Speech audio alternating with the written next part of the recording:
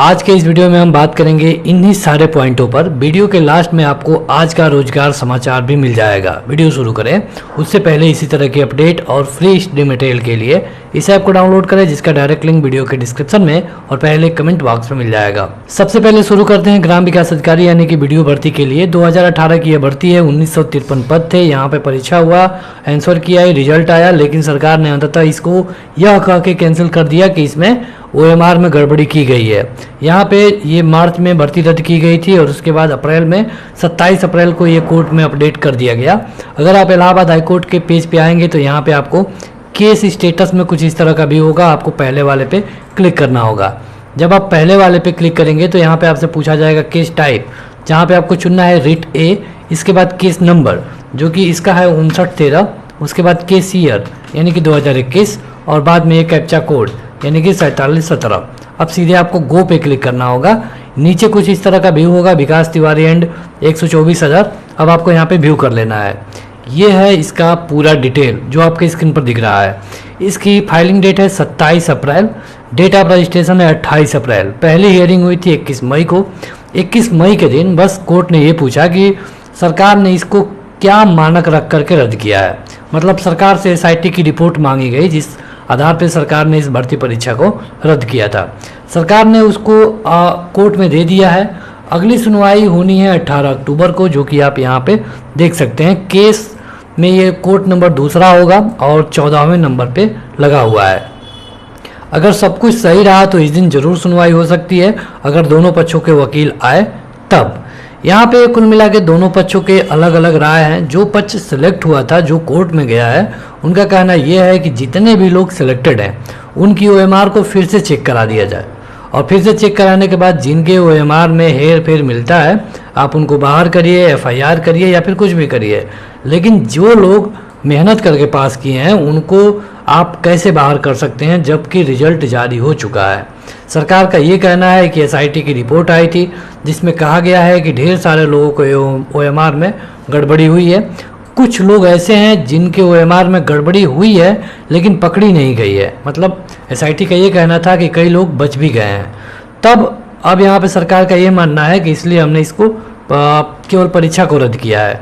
अब जो नए लोग हैं वो तो इसमें आवेदन नहीं कर पाएंगे, लेकिन अगर आप UPSSC की वेबसाइट पर जाकर के एग्जाम कैलेंडर को देखेंगे तो उसमें साफ साफ लिखा गया है कि मार्च 2022 तक इसका परीक्षा हो सकता है, अगर ये कोर्ट से हट गया तब। मतलब अगर इस कोर्ट इसको खारिज कर देता है तो मार्च में इसका परीक्षा हो जाएगी। हालांकि अगली डेट है 18 अक्टूबर को। देखना होगा यहाँ पे क्या होता है। जो भी अपडेट होगी आपको बताने की पूरी कोशिश करेंगे। केस स्टेटस कैसे चेक करना है ये हमने आपको बता दिया है। अब बात करते हैं PET के बारे में। तो देखिए PET की रिवाइज आंसर की आ चुकी है। अब कोई भी आंसर की नहीं आएगी।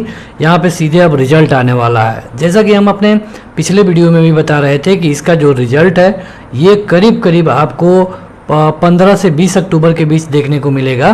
तो ये 20 अक्टूबर तक आपका रिजल्ट आ जाएगा। चांसेस ये है कि दशहरा के बाद तुरंत आपको आपका रिजल्ट देखने को मिलेगा।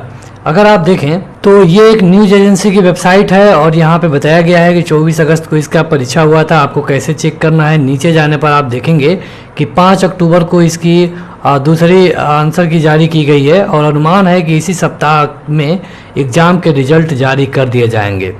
इसके बाद लेखपाल, पटवारी और इस तरह की ग्रुप C की भर्तियाँ आवेदन करने के लिए शुरू हो जाएंगी। कहने का ये मतलब है कि देखिए यहाँ पे कुल मिलाकर के दशहरा की छुट्टी चल रही है। छुट्टी के बाद आपको रिजल्ट देखने को मिलेगा। रही बात अगर लेखपाल की करें तो लेखपाल का आवेदन आपको रिजल्ट के 5 दिन के अंदर अंदर देखने को मिलेगा, क्योंकि सरकार की पूरी कोशिश है कि नवंबर के अंत तक या फिर दिसंबर में इसका एग्ज़ाम करा लिया जाए। अब बात करते हैं जो अभी अभी UPSC यानी कि IAS का प्री एग्ज़ाम हुआ है उसके बारे में। देखिए यहाँ पे क्वेश्चन काफ़ी टफ पूछे गए थे, काफ़ी अलग टाइप के क्वेश्चन पूछे गए थे। हालांकि सरकार ने अपने लेवल पे काफ़ी अच्छी तैयारी की थी, लेकिन यहाँ पे आप देख सकते हैं कि पेपर पैटर्न से भटका, आधे अभ्यर्थियों ने छोड़ी परीक्षा। यहाँ पे जो प्रारंभिक परीक्षा हुई लगभग 48% लोग यहाँ पे उपस्थित रहे। यहाँ पे आप देख सकते हैं कुछ बड़े बड़े जो IAS कोचिंग है उनके बारे में। यहाँ पे ध्येय IAS का कहना है कि पिछले वर्षों के मुकाबले पेपर आसान था। करंट अफेयर्स के सवालों की संख्या बहुत कम थी, लेकिन इतिहास, भूगोल, भारतीय राज्य व्यवस्था से जुड़े हुए सवालों ने पेपर को संतुलित रूप दिया। उन्होंने सिर्फ करंट अफेयर पर फोकस किया था, जिन्होंने उनको थोड़ी दिक्कत हुई है। यहाँ पे सिद्धार्थ श्रीवास्तव का कहना है कि यूपीएससी पिछले कुछ वर्षों से पैटर्न लगातार बदल रहा है। इतिहास से जुड़े सवाल कुछ कठिन थे, हालांकि भारतीय संविधान और राज्य व्यवस्था, भारतीय अर्थव्यवस्था के सवाल तुलनात्मक रूप से कठिन थे। बहुत से प्रश्न पुराने प्रश्न पत्रों के आधार पर हल किया जा सकता था। यहाँ पे देखिए नीरज सिंह प्रबंध निदेशक हैं, इनका कहना है कि जीएस वर्ल्ड के पेपर पुराने पैटर्न पर आधारित था। पेपर में परंपरागत सवालों की अधिकता रही। जो प्रयागराज में रहकर तैयारी करने वाले हिंदी माध्यम के अभ्यर्थी हैं, उनका पूरी तरह से अनुकूल रहा। यहाँ पे कुछ लोगों का कहना है कि पेपर काफ़ी टफ था, काफ़ी अलग तरह के क्वेश्चन पूछे गए थे। जैसे कि आप कुछ क्वेश्चनों को भी यहाँ पे देख सकते हैं। क्वेश्चन है कि भारतीय संविधान के तहत धन का केंद्रीयकरण किसका उल्लंघन है। विकल्प था समता का अधिकार, राज्य की नीति निर्देशक तत्व, स्वतंत्र का अधिकार और कल्याण की अवधारणा। भारत में संपत्ति के अधिकार की स्थिति क्या है। तो ये तो एक आसान क्वेश्चन था। यह एक विधिक अधिकार है जो केवल नागरिकों को प्राप्त होता है, या विधिक अधिकार है जो कि किसी व्यक्ति को प्राप्त होता है। ये मतलब ऑप्शन है। यहाँ पे क्वेश्चन था कि 26 जनवरी 1950 को भारत की वास्तविक संवैधानिक स्थिति क्या थी। विकल्प है लोकतांत्रिक, गणराज्य, संपूर्ण प्रभुत्व संपन्न। मतलब इसमें से कुछ शब्द ऐसे हैं जो कि 1976 में जोड़े गए, तो जो जोड़े गए उनको छोड़ करके बाकी को बताना था। भारत के संदर्भ में हल्बी हो और कुई पद किससे संबंधित है। तो ये क्वेश्चन थे कुछ इस तरह के। जैसे पूछा गया है कि भारत के संविधान में किस अनुच्छेद के तहत निजता का अधिकार संरक्षित है। 15, 19, 21, 29।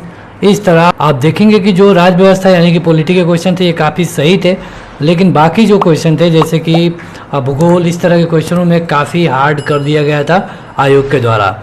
यहाँ पे आप देख सकते हैं कि हिंदुस्तान की पेपर कटिंग है। कहा गया है कि सामान्य वर्ग की कटाप 105 से 110 तक जा सकती है। प्राचीन इतिहास से सबसे ज़्यादा प्रश्न पूछे गए थे। इसके अलावा यहाँ पे आप देखिए ये अपडेट है शिक्षक भर्ती से। शिक्षक भर्ती में कहा गया है कि कितने पद खाली पता नहीं। यहाँ पे कहा गया है कि परिषदीय उच्च प्राथमिक स्कूलों में विज्ञान और गणित विषय के 29,334 सहायक अध्यापकों की भर्ती में कितने पद खाली है, इसकी जानकारी बेसिक शिक्षा विभाग को नहीं है। हाई कोर्ट से लेकर सुप्रीम कोर्ट तक रिक्त पदों की अलग अलग सूचनाएं दी गई हैं। अफसरों की लापरवाही का नतीजा यह है कि 11 जुलाई 2013 को शुरू हुई भर्ती आज तक पूरी नहीं हुई है। पिछले 2.25 साल में यह मामला सुप्रीम कोर्ट में है। अभ्यर्थी आलोक चौधरी और मनोज कुमार का कहना है कि जनवरी-फरवरी 15 तक 7 राउंड की काउंसलिंग के बाद 26,115 अभ्यर्थियों का चयन हुआ है, लेकिन कानूनी अड़चन के कारण सितंबर-अक्टूबर 2015 में तैनाती दी जा सकी। इसके बाद टीईटी में 82 अंकों के आधार पर सफल अभ्यर्थियों को 8वें राउंड पर काउंसलिंग कराई गई और यहाँ पे फिर भी कुछ लोग खाली रह गए। यानी आप देख सकते हैं कि जो लोग हैं, कैंडिडेट हैं, उनका कहना है कि करीब 3,000 पद अभी भी खाली हैं, लेकिन आयोग को इसके बारे में सटीक जानकारी नहीं है। अब बात करते हैं कुछ जॉब्स के बारे में जिसका आवेदन आप कर सकते हैं। और यहाँ पे आप देखेंगे तो अमर उजाला का ये जॉब अलर्ट है। भारतीय सेना में पहली भर्ती है टेक्निकल एंट्री स्कीम की। कुल मिलाकर 46 पद हैं। पदों की संख्या है 90।